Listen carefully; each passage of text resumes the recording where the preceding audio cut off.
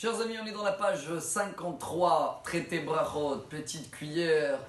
Et c'est un petit chapitre, hein. Même déjà aujourd'hui, on va finir la page. C'est vrai qu'on ne peut pas revenir sur tout ce qu'on a cité dans la page d'hier en disant tous les débats qu'il y a entre Beth Shammai et Beth Hillel dans le comportement du repas. On s'est attrapé sur deux petits détails, la prière sur le feu dans l'Avdallah, Boré Meoré Haesh, et surtout ce point avec lequel on va terminer le chapitre et cette page 53, c'est avec le Birkat Hamazon. Si vous vous rappelez que dans la page d'hier, on avait vu que selon Beth Shammai, on est obligé de faire toujours Birkat Hamazon dans l'endroit où on a mangé, car ils sont liés dans le même endroit.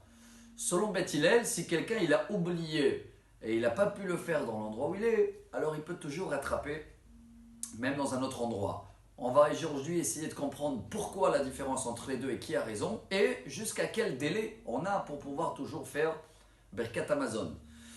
Beth Shammai demande à Beth Hillel, ils disent, si quelqu'un il a fait Birkat, il a mangé en haut de la tour Eiffel, hein, moi je métaphorise, bien sûr qu'il n'y avait pas le tour Eiffel dans l'époque de Beth Shammai il y a 2000 ans, mais il est en haut, ça s'appelle Berosh Habira, dans une tour.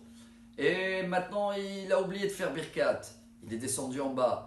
Alors, selon Beth Shammai, il faut qu'il remonte en haut. Beth Hillel ils disent, mais attendez, comment il va remonter? Il vaut mieux qu'il fait en bas. Le temps qu'il va remonter, le pauvre il va peut-être oublier ou le temps il va passer. Beth Shammai leur répond, il dit, mais attendez, s'il avait oublié en haut un porte-monnaie avec 10 000 euros, il aurait monté quand même. Alors si pour l'argent il remontait, pour le nom de Dieu il ne va pas remonter. Par contre, l'halakha elle n'est pas comme ça. Hein. Beth Hillel ils disent, oui, c'est vrai, pour quelqu'un qui l'a oublié et il n'a pas fait exprès. Il est descendu, il peut rattraper. Mais il vaut mieux, dans le cas possible, de faire l'effort. Et la Gemara raconte deux petites histoires. Une histoire avec un élève qui a fait l'effort et justement, il est remonté dans l'endroit où il a oublié de faire Birkat, il a trouvé un porte-monnaie rempli.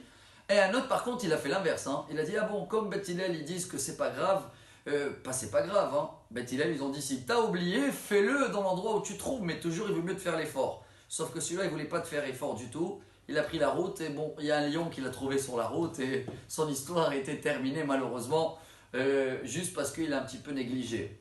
Et la dernière histoire avec laquelle on termine le chapitre, c'est que une fois il y avait quelqu'un, c'était Rabba Barba Hana, un rabbin qui marchait en groupe et justement il avait oublié de faire Birkat et il voulait faire l'effort, mais il ne savait pas comment il va faire patienter tout le groupe. Alors il les a demandé, excusez-moi j'ai perdu comme un yona, une colombe en or dans l'endroit où on était tout à l'heure, excusez-moi je peux aller la chercher.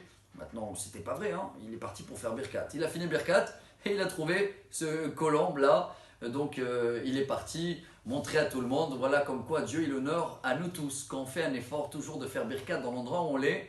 Par contre on termine avec le délai, hein. La Gemara à la fin dit on a à peu près 72 minutes, donc on connaît ce chiffre là, le temps que le manger, ça y est on est rassasié. Mais nous, on va essayer d'être précis et dans l'endroit et dans le temps pour être également dans le timing des 3 minutes. Et à demain pour la page 54.